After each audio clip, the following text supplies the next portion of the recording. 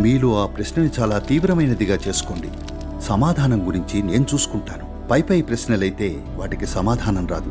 లోతైన ప్రశ్న అయితే మీలో అణువణువు తెలుసుకోవాలని తప్పిస్తుంటే క్షణాల్లో సమాధానమిస్తాను. నేను ఫోన్ కాల్స్ తీసుకుంటాను, తెలుసా? తీసుకుంటాను, కానీ అది వైబ్రేషన్ మోడ్లో ఉంది, రింగ్ టోన్లో కాదు. అందుకే మీరు తగినంత బలంగా ప్రతిధ్వనించాలి. ఒకవేళ పై ప్రశ్నలైతే? పై ప్రశ్నలకు సమాధానాలు కనుక్కోవడానికి మీకు తగినంత మెదడు ఉందనుకుంటా. అవునా? లేదా? ఉంది, మీరు వాడితే. నా మెదడు కంటే మీ మెదడు వాడాలని కోరుకుంటున్నా.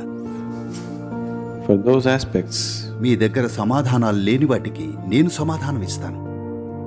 వేటికి మీరు సమాధానం కనుక్కోగలరో మీరు కనుక్కోవాలి. గురువు అంటే చేతికర్ర కాదు, ఆయన వారధి. దాటి వెళ్ళడానికి ఆయన